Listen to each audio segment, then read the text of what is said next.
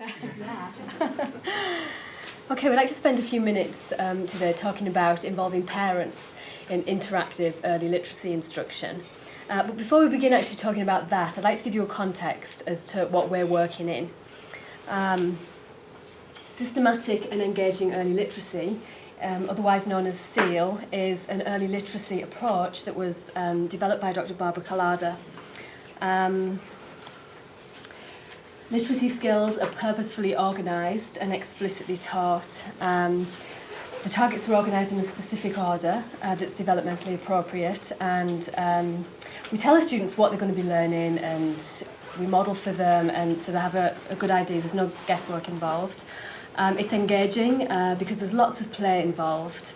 There's a wide variety of activities, including games and stories and acting, and singing and cooking and arts and crafts and treasure hunts and all kinds of things that keep the children engaged in the learning. Activities and lessons are consistent with developmental characteristics of young children adapted according to individual needs. Children acquire foundational literacy skills that lead to later reading and writing success. There's a variety of literacy skills that are addressed with SEAL. We look at phonological awareness, phonics, concepts about print, oral communication, comprehension and reading and writing. So all of these skills are addressed within SEAL. We specifically focus really on phonological awareness and phonics.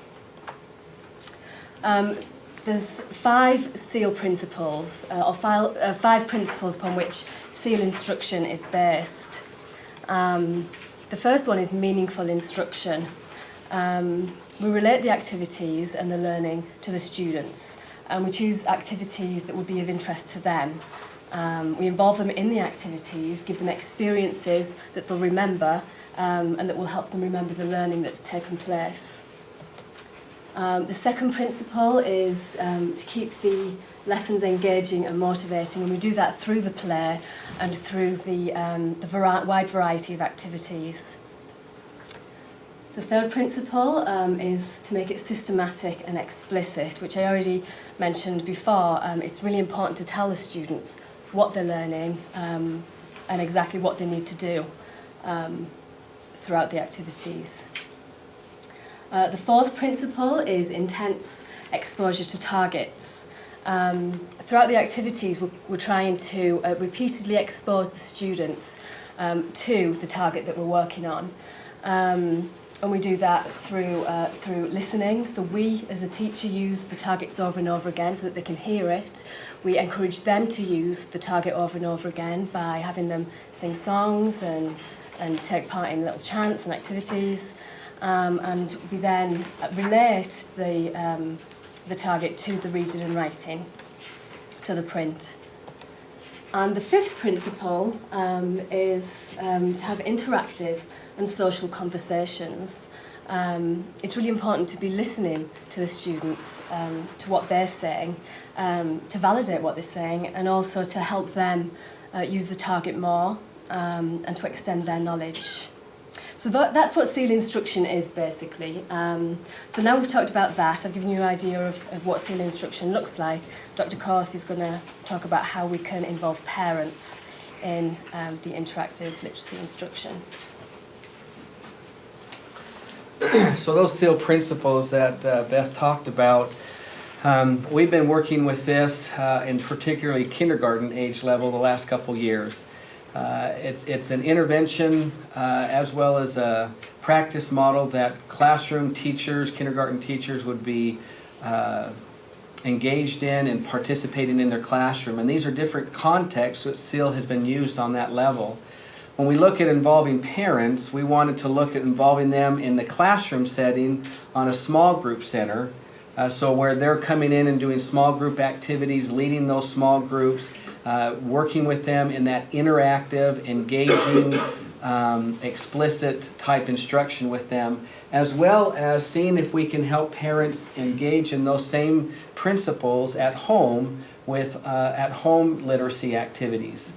We've got a lot of research that clearly says that involving parents makes a difference in children's academic growth. It makes a difference in their attitude and their motivation. When parents are aware, when parents are engaged, when parents are involved. So we wanted to take that understanding of this parent involvement and find out that if we use parents at more of an intervention level, instead of just having them be involved at cutting out things and preparing materials, we definitely use parents that way, but we also wanted to see, can we get them to be interactive? Can we get them to repeat that target? Can we get them to be playful in order to engage these young children in these conversations about these literacy skills, these literacy targets, which is what then leads to them being able to become more of a master of their literacy skills. And so we see that, again, that the research clearly shows that. Can we incorporate that into the classroom setting? I'll talk about the classroom setting specifically, and then Beth will talk a little bit about some of the things we've done with homework. In the classroom settings, we get parents to become involved through volunteers. Parents will either teachers will generally ask parents if they would like to volunteer at some beginning of year meetings, or they will know some parents that might be more capable or more ready to engage children at this intervention level. We use kind of a gradual release model when working and training and preparing parents to work at this level. Instead of just giving them a lesson plan and saying, here's the center, just read what the lesson plan says, we work very closely with them, both on a formal or on an informal level. Now, when I say we, I'm also talking from the teacher standpoint, that the classroom teacher would be able to first instruct the parent about what the lesson format is of this small group 15-minute interactive lesson would be, some of the basics of the small group experience, but then also be able to work with them on an informal way where they're doing centers in the classroom. So while children are being busy with other type activities, the teacher would be able to be over with that parent and model for them, this is what interactive, this is what repeating the target looks like. Being able to be very explicit in modeling some of these SEAL literacy principles, and then allow the parent to do that while the teacher is still there, being able to watch and observe and provide immediate feedback for them. You can imagine that a lot of parents, this might feel very daunting. It might be something that is out of their comfort level. So the more that parents or teachers can encourage, can motivate, can interact with them and demonstrate or show them that they are capable of doing this, they tend to be very motivated about working on this more intervention level. We give constant feedback to the parents as well, so they know how they're doing and what they're looking like. We've got a little video clip that we'll show you, and it demonstrates a parent in a classroom setting doing one of these small group activities with 3 or 4 kindergarten-age children.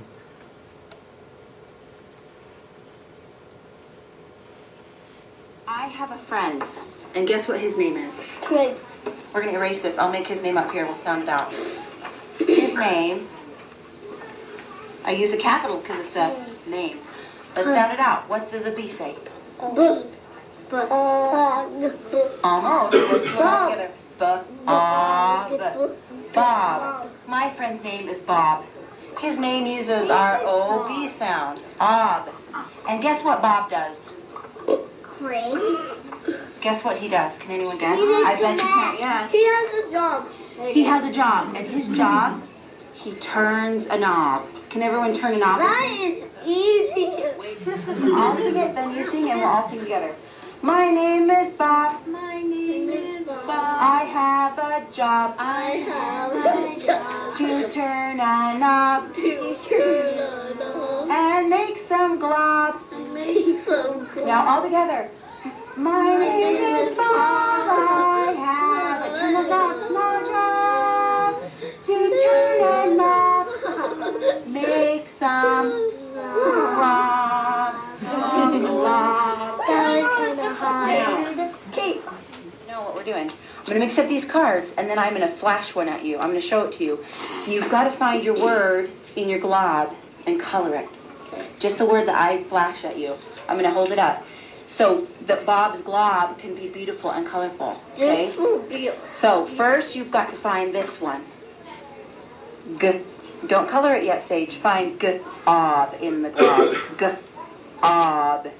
Sage, look right here. Sage, look right here. Find G, ob. G-O-B in your glob. G, ob. there. Beautiful. I love it. Color a little circle around it. Good job. G, ob. It's right. It's kind of where you already colored. Good job. Put a circle and then color it. Beautiful. You colored it. Okay, so that just kind of gives you a very small glimpse at what parents, and this is a parent that has had some experience with it. It wasn't their first time. The teacher had been working carefully with them to help them understand what a target is, how to repeat it, what the goal of these lessons are, so that they can feel confident in working with children at this level. So that's some of the experience that we had there, or that's what that particular experience would look like. Now, what we learned as we worked with parents for a year in doing this is there are some things that make it much more, that can make their experience much more successful, as we want to, one, collaborate with them. They really do need to feel welcome. They need to feel like they are valued, that they are capable. We have found, and others have written about this, that so many parents at the preschool and younger level are told over and over, you're number one in children's literacy development. But then the moment they go into public school, it's almost like, you stay over there and we're going to be... So parents get a little bit of mixed message, and we need to help them remember, or help them realize, we need them to be coming into the classroom. They need to be there. So this collaborative point is something that we really need to be explicit when involving parents at this intervention level. Also, we need to be talking very carefully with them about confidentiality. That's something that kind of came up during this experience. As they work with children at different levels of ability, they need to make sure that who they're working with, that they're not going back to their neighborhoods and talking about and so forth. So that was something that also caught us a little bit off guard in realizing we need to make sure we work with them on confidentiality. Obviously, training is a major component here. Again, you can't just give them a lesson plan and then expect them to be able to look at that and know exactly what to do. Training was very critical, and so we made an explicit effort with that so that parents could feel prepared and felt confident and competent in being able to go and do this. And so that gradual release model was very much a philosophy that we used in our training experience. That it's one-on-one. We did some formal training where all the parents who volunteered came in and we gave them kind of a group instruction experience, but we also did a lot of one-on-one where the teacher is with them, with that group, modeling for them and then giving them an opportunity to experience that back. Providing many opportunities for debriefing so parents knew what they were doing. We also found that the training needs to be very simple. In other words, you saw those 5 SEAL principles. That would be very overwhelming for parents to have to learn all 5 of those. So we needed to be very explicit and clear on just 1, maybe 2 of those every time that we worked with them, instead of making them feel overwhelmed that you need to do 1 through 5. And the ones that we actually found that were most important to be training or practicing is the interactiveness, how they need to encourage them, the children, to participate, to listen to them and then respond to what the children are saying. That conversational part was critical and what we wanted parents to be doing here in the classroom level as well as at the home level that we'll talk about in a minute. So that interactive part, and then the being very repetitive. Realizing that saying ob, and being playful with that, job and glob and mob, whatever the words might be, being very playful, being very interactive. Those 2 principles of being playful and interactive are probably the ones that we found simplifying, being very explicit with them, help them be more successful in those areas there. And group management also was an area that they needed to be trained on. Working even in a small group, you're going to have kids with different personality, different ability levels to listen, and having a non-teacher come in can also create some dynamic issues. So we found that we needed to both prep the children as well as the parent in how to work with that group level. Instead of just telling the parents, we'll just have them all sit on their pockets. One parent tried that. They said, well, everyone sit on their pockets. And of course, you're going to have one child raise their hand saying, well, what if you don't have pockets? And so that just, we had to kind of work with them and helping them understand some of those type of group management situations. The other thing is that the teacher needs to be very careful on who they group together in those small groups. Are they grouping children that are high level, medium, or low level in their literacy abilities? And obviously a parent who's very new at this, working with children at low levels, that would be very daunting and very difficult for them. So having them experience success, feeling comfortable with the skills that we're working with them on, with maybe the high and the mid-level children, would help prepare them before you jump into some of the children that are more challenged in the area of literacy. We needed to make sure that also that parents knew what their expectations were, making sure that we relied on them, that if they didn't show up, that left a major gap in the instruction for that day. And we recognize the lives of parents. Myself as a parent of a 13 and a 7 and a 6-year-old, things come up. And so we needed to make sure that the expectations were clear on that. The last thing that we kind of learned from working with parents at this intervention level was the logistics and the materials, making sure that those materials were prepared ahead of time. What we found that is instead of having the parent who was going to teach be in charge of also preparing the materials, let's use the other parents at that level. Let's let other parents create the materials and get those things ready. So again, that one parent who is working in the small group at that intervention level isn't overwhelmed by also having to cut out and get all the materials ready. So some of those logistics, we found that also finding a parent who could be the coordinator, making sure things were in order and helping relieve the teacher of some of the logistical tasks and challenges that might be in play there. Keeping materials very simple, keeping the lessons to a minimum, and we've been able to, I wouldn't say standardize the lessons, but make them fairly consistent and the format of those lessons fairly consistent over time. Let's go ahead and talk a little bit about the homework part of it. Let me see. Obviously all parents can't come into the classroom to help, as nice as that would be, but hopefully they do have 10 or 15 minutes to spend with their own child at home to help them in their literacy development. Some studies have shown that parents do want to work with schools on helping their children with their education. So what we wanted to do was involve parents in home activities and train them to use SEAL instruction. We're actually still collecting data on this, so this isn't complete. This is just kind of what we've been doing to try and encourage them to work and to be able to work with the SEAL principles. Right at the very beginning of the year, we introduced SEAL to the parents when they came in with their child for the assessment. We showed them the website, we gave them information, and we invited them to a family literacy night. So at this family literacy night, we had lots of different SEAL activities that parents and children could do together. It gave parents an introduction to the home activities, and it also provided we provided fun interactive literacy activities. And I think what it really did was it gave them a model as to how to do these activities at home with their child. We then had a parent meeting shortly after that where we specifically invited the parents to come in so that we could explicitly teach them how to conduct the home activities. We explained how to do it and we showed them how to do it with videos and by just standing up at the front and showing them what to do. And a second parent night that we had, it was useful to provide a childcare facility and also to call specific parents that we wanted to come to the parent night because their child wasn't really doing the homework and wasn't really making progress.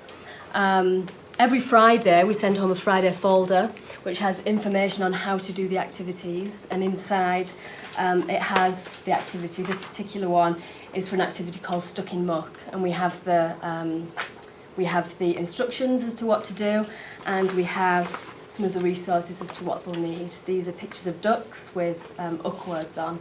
And we have a straw so that they can suck the ducks and get them stuck in muck. I'm going to show you a quick video. This is a parent actually doing one of the activities at home with her child. So are these the ducks' name? M. Yeah, there it is. M. And then U, C, So she's K. modelling Is that right? here what she needs Did I to do do. that right? I think So let's read that one. What does that say? Muck. Muck. Is this duck's name Muck? Muck, muck. Hello, I'm Muck. Look at my duck. I'm Muck. That's a cute duck. Ooh.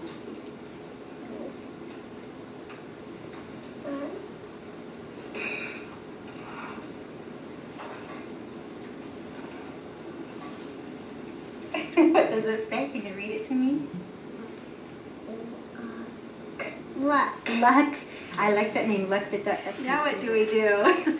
The duck is stuck in the muck. Yuck! Yuck! The duck is stuck in the muck. That's horrible. Okay, you choose one now for me to do. Sock. Suck. This duck's name is Suck. I'm going to suck. Suck the duck. Yeah, stuck. The duck is stuck in the muck. Yeah, duck. The duck is stuck in the muck. Okay, I'm going to choose. Oh, is it your turn? Oh. Sock.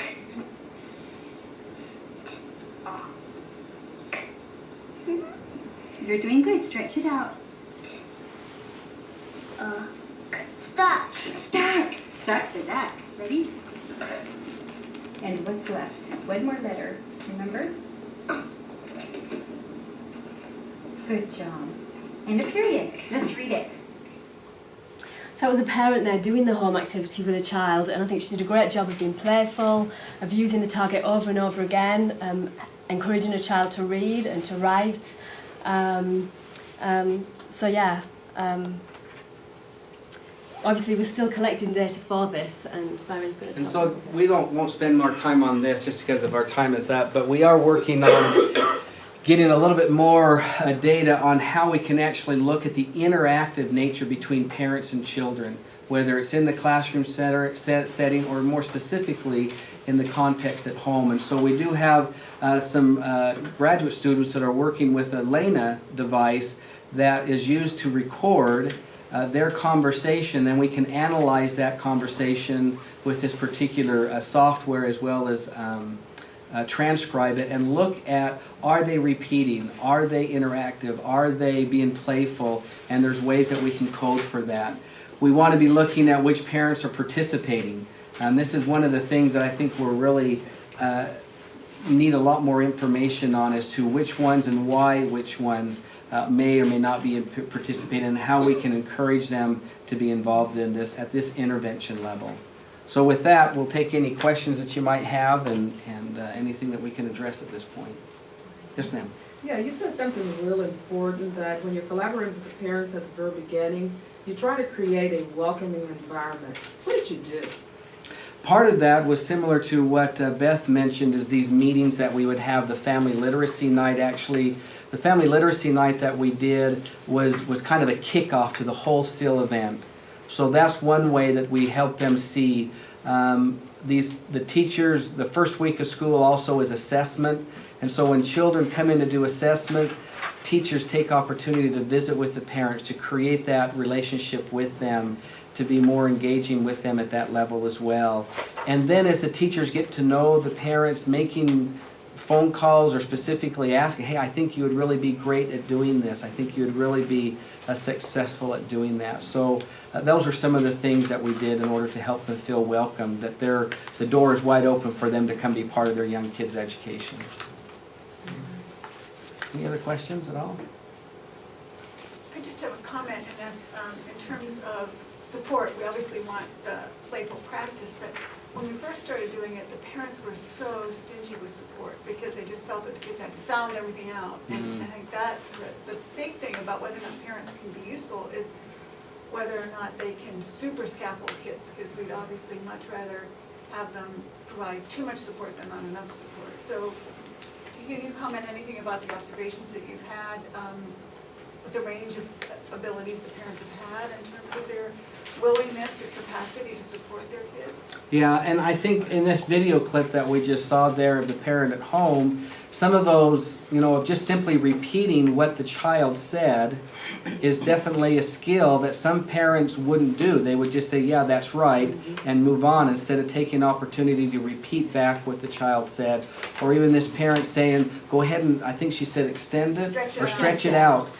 Being able to help parents use those type of strategies to encourage and get them engaged in the literacy development, the particular literacy skills. So there definitely was a range, and is a range of parents' ability to work on this intervention level of not just simply reading with their children, but actually being very aware of what the literacy skill is, the target is, and be able to interactively and playfully, using the right amount of scaffolding, to be able to interact and make it a successful experience there. I think our time, or go ahead. You mentioned that you're looking at what parents do participate and why not some others. Are you also looking at the student achievement to see if the parents who are involved at home with their children, if the children are succeeding at a different rate? Yeah, and that actually is something that is kind of on the next step of what we would like to be doing is once we feel a little bit more competent in how to engage parents at this level and be a little bit more standardized on how parents are doing, then we can do some pre and post to find out those kids who are doing it at home. We can see if their literacy levels are improving or not, even to the point that we've started to brainstorm and look at where we can simply do a pre-assessment of that particular target. And then they go in home and do this activity, and then afterwards do a post. Do they actually improve on their use of that one target? Does that make a difference in the type of practicing? Instead of coming home with a worksheet and following the dots and making these targets, they're actually doing something playful. Does that make a difference? And that's definitely something that we want to move forward with. Did you have any other comments on that yourself, Barbara? No. Very good question. Anything else at all? Mm-hmm. I just wonder that how did you get the parents involved? Are they parents who are at home, and why do they have their kids in kindergarten if they are at home? These are maybe cultural questions.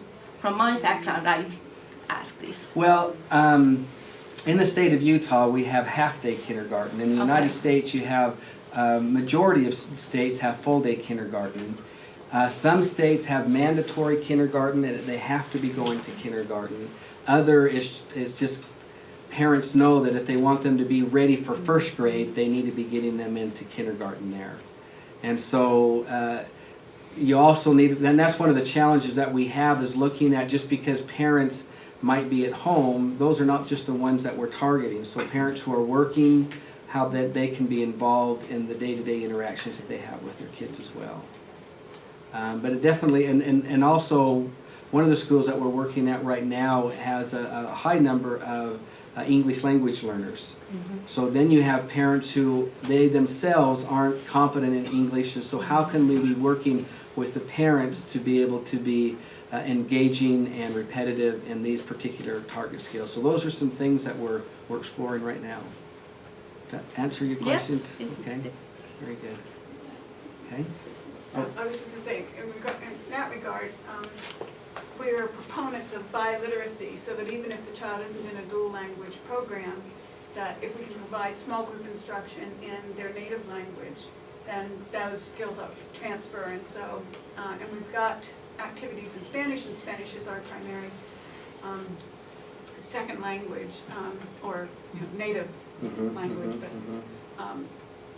And so that's the other way I think that we need to do, is tailor the activities by using our Spanish activities and send those home with the children, so that they get all these opportunities learning to read in their native language with their parents. And that's one thing that's been developing this year, is a lot of translation of these activities that will be culturally and language appropriate, particularly with our Hispanic population, Latino population. Very good.